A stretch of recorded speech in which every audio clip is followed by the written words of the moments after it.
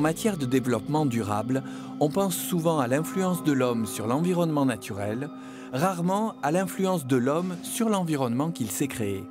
Au départ, l'ergonomie étudie les relations entre l'homme et son milieu pour améliorer ses conditions de travail et son confort.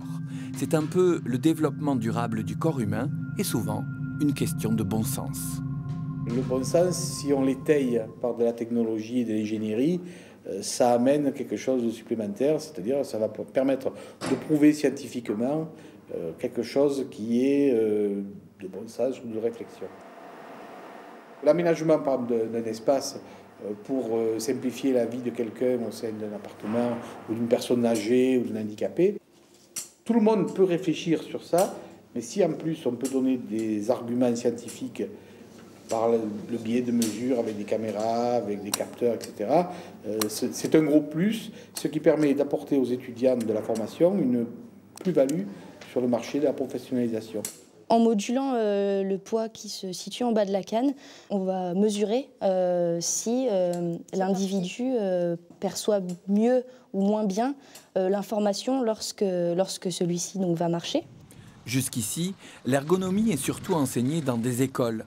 Mais sur le campus de Lumini à Marseille, l'association d'un laboratoire de recherche du CNRS et de la faculté des sports a permis la création d'un enseignement d'ergonomie unique en France. Même si les cordonniers restent souvent les plus mal chaussés. Là, on va emprunter un escalier qui agit sur notre façon de marcher, car il nous fait ah oui, c'est un peu bizarre. Attaquer la marche toujours du même pied.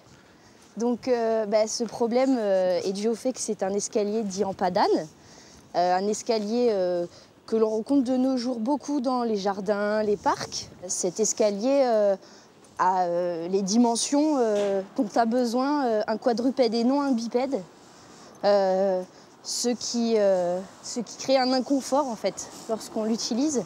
C'est ce que l'ergonomie nous permet d'observer en fait. L'effet sur la marche, etc. L'architecte n'y pense pas. C'est pour cela que nous, ergonomes, on pourrait intervenir.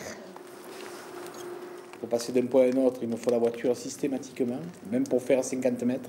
Et à l'intérieur de ce bâtiment, c'est très compliqué. Alors, ça monte, ça descend, les ascenseurs. Pour aller par exemple de mon bureau à la salle de cours, il nous faut environ 15 minutes en prenant 2 ascenseurs et 4 coursives.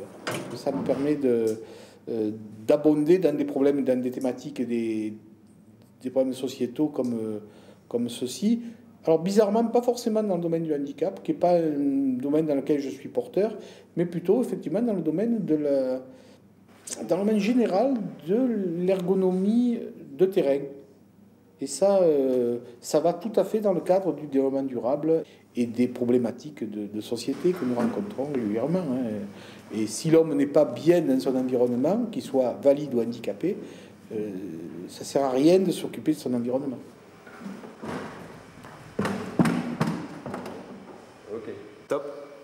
Ça peut s'appliquer, mais vraiment dans tous les domaines, que ce soit pour du matériel sportif, que ce soit pour de l'automobile, de l'aéronautique.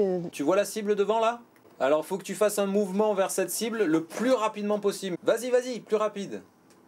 Tu vois, à un moment donné, tu te trompes. Tous les domaines où l'homme interagit avec des machines ou avec un environnement particulier, l'ergonome, il peut intervenir. Je vais arrêter la centrie. Jusqu'à présent, le master était donc réalisé uniquement sur une année. Et là, on a l'opportunité d'étendre cette formation-là sur 5 ans. Go!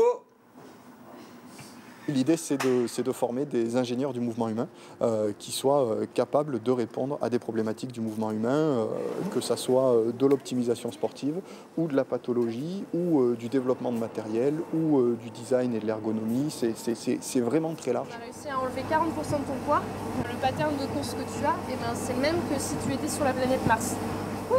C'est que au cours de ces 5 années de formation, les étudiants aient l'ensemble des cartes et l'ensemble des compétences pour répondre aux attentes du monde extérieur en fait. Comment on exprime ça? Des détails, des coordonnées, un commentaire, rendez-vous sur le site de Prioritaire. Et qu'est-ce qu'on fait? C'est bien. Ça, c'est la condition exprimée comme il faut.